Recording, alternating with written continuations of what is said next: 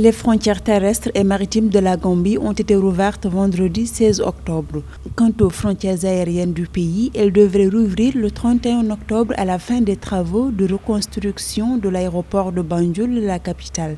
Cela fait 6 mois que la Gambie a procédé à la fermeture de ses frontières terrestres, maritimes et aériennes. Une mesure prise à l'image des autres pays dans le but de contenir la propagation du coronavirus.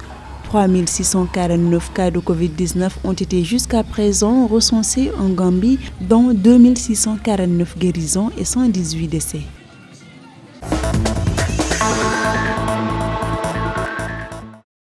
En Afrique du Sud, le ministre de la Santé Zweli Mkhize et son épouse ont été testés positifs au Covid-19 d'après un communiqué de son bureau publié ce dimanche 18 octobre. Il est ainsi le 5e membre du gouvernement à avoir contracté le nouveau coronavirus après ses collègues du commerce, du travail, des ressources minières et de la défense. Avec ses 703 793 cas de Covid-19 enregistrés, dont 643 543 guérisons et 18 471 décès, l'Afrique du Sud compte 43% des cas de Covid-19 sur le continent africain.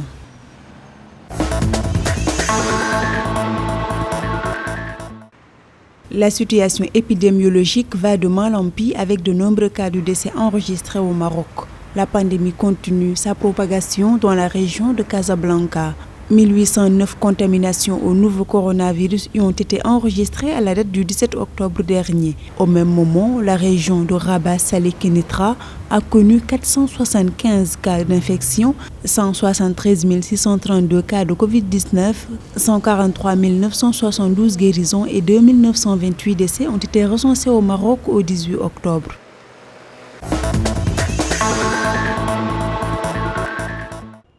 Au 18 octobre 2020, 133 nouveaux cas de Covid-19 et 2 décès ont été enregistrés au Nigeria selon le Centre nigérian de contrôle des maladies. Lagos, la plus grande ville du pays avec plus de 20 600 infections, est restée la ville la plus touchée dans le pays. La capitale Abuja a plus de 5 900 cas. Le Nigeria, pays le plus peuplé d'Afrique avec plus de 2 millions d'habitants, enregistre le plus de cas de Covid-19 sur le continent après l'Afrique du Sud et l'Éthiopie. Il comptait au 18 octobre 61 440 cas, 56 611 guérisons et 1125 décès.